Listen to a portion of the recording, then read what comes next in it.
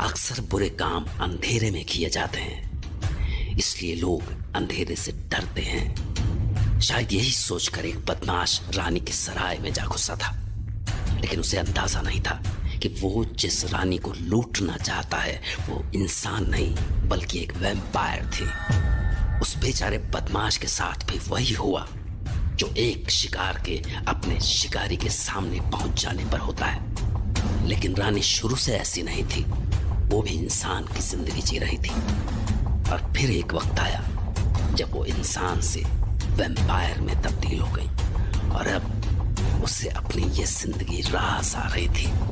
रुद्र जो खुद एक वैम्पायर था, वो रानी को इस नई जिंदगी के कायदे सिखा रहा था। हर चीज की आदत होने में थोड़ा वक्त लगता है, धीरे धीरे जिंदगी की भी आदत हो ही जाएगी। बात तो सब हो गई है, मगर मने बस एक ही चीज घनी खोटी लागी है। मैं कांच में मारो चेहरो को नहीं देख सकूं। एक तो मैंने कांच में खुद का चेहरो देखियो, ये तो टेम हो गया और तड़े हंसी सूझ रही है। रानी सा, आपको चेहरा देखने की क्या जरूरत आ गई? हाँ, मैं तो इतनी बुढ़ी हो गई हूँ कि मैंने कांच देखने की जरूरत ही नहीं है। हाँ बेटा, तू भी उड़ा ले मारो मजाक। रानी साहब, मैं मजाक नहीं उड़ा रहा हूँ। थारा मजाक से मारे फर्क भी ना पड़े। मैं पहले भी रानी थी और आज भी रानी हूँ। ठीक है रानी साहब, आपसे कौन जीत सकता है? वैसे मैं देख रहा हूँ कि पिछले कुछ दिनों से इस इलाके में रौनक कुछ बढ़ गई है। रोज नए नए चेहरे दिखाई दे रहे हैं। तने पतो को नहीं है, पास के गांव में आजकल कोई महफिल साज रही है। दिल्ली बम्बई से घना ही लोग आया हुआ है। दिल्ली बम्बई से? अरे हाँ रे, घना अंग्रेज भी है वठे। लगे है कोई उत्सव चल रहे हो है। अरे वाह, मुझे तो पता ही नहीं था। चलो अच्छा है। तो तू वठे जा रहे हो है? सोच रहा हूँ जा ही आऊं, काफी दिन हो गए लोगों से मिले हुए। चल ठीक है, तू जा, मैं अब तसल्ली से पिक्चर देखूं। रानी की सराय से निकलकर रुद्र थोड़ी देर में उस जगह पहुंच चुका था जहां काफी सारे देशी विदेशी मेहमानों का मजमा लगा हुआ था। वो लोग गीत संगीत का लुत्फ उठा रहे थे और जल्द ही रुद्र भी उन्हीं लोगों में शरीक हो चुका था। लेकिन ये बात केवल रुद्र जानता था कि वो यहाँ क्या करने आया है। फिलहाल इस वक्त वो वहां के पूरे माहौल का जायजा ले रहा था और आखिर में उसकी निगाहें उस तरफ जा टिकी जहां एक लड़की सबसे अलग किसी किताब में निगाहें गड़ाए बैठी हुई थी। थोड़ी देर तक रुद्र उस लड़की को एकटक देखता रहा और आखिरकार वो वहां से उठा और लड़की की ओर बढ़ चला।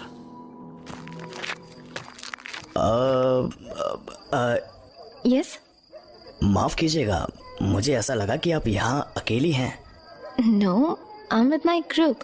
काफी लोग हैं साथ में। मुझे तो बस अपनी बुक खत्म करनी थी, इसलिए मैं एक तरफ आ गई। ओह, तो आप अपने ग्रुप के साथ हैं। लेकिन फिर भी मुझे ऐसा लग रहा है कि इस वक्त आप काफी अकेली हैं। बल्कि आपका मन तो कर रहा है कि आप इसी वक्त इस टूर को छोड़कर वापस लौट जाएं। लेकिन ये इस वक्त पॉसिबल नहीं है, तो आप एक किताब लेकर अपने ग्रुप से अलग होकर बैठ गई हैं। सॉरी टू से, लेकिन मुझे नहीं लगता कि आपने अभी तक इस किताब का एक पन्ना भी पूरा पढ़ा होगा। Am I right? You are absolutely right.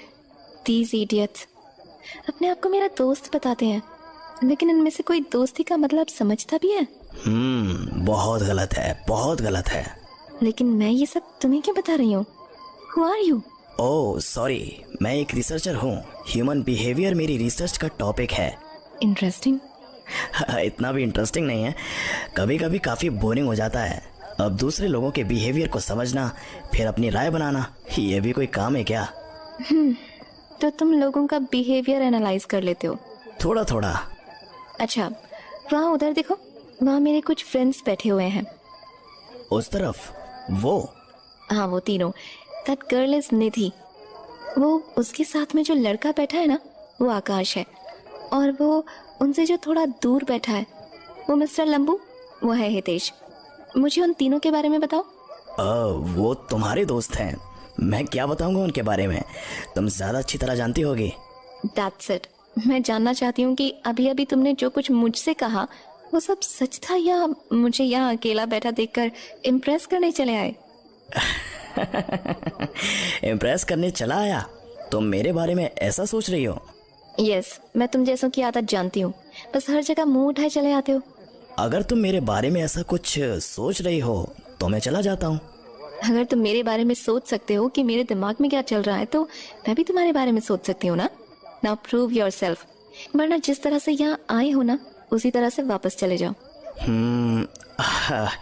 Okay, तुम्हें शायद लग रहा है कि मैंने अपने बारे में झूठ बोला है। मैं कोई रिसर्चर नहीं हूँ।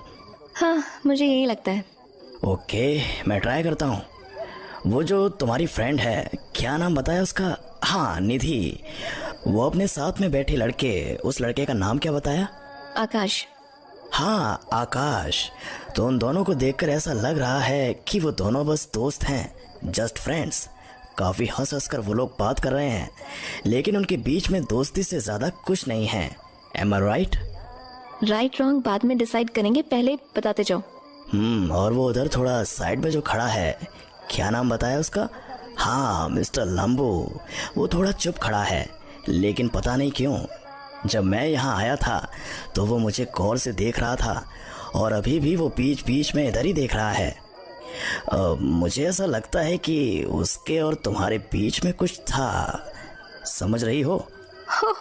मतलब वो मेरी तरफ देख रहा है तो इसका मतलब वो मेरा आशिक हो गया। हाँ, ऐसे तो जब मैं अपने घर से बाहर निकलती हूँ ना तो पूरी कॉलोनी के लड़के मेरी तरफ देखने लग जाते हैं। तो क्या वो सारे लड़के मेरे आशिक हो गए? वाह, अजीब लॉजिक है तुम्हारा। हंस क्यों रहे हो? तुमने मुझे सही प्रूफ कर दिया। तुम्हारी फ्रस्ट्रेशन ये साबित कर रही है कि वो मिस्टर लंबू कंफर्म तुम्हारा आशिक है। असल में जिस तरह से वो तुम्हारी तरफ देख रहा है ना, वो एक आशिक की निगाह ही है।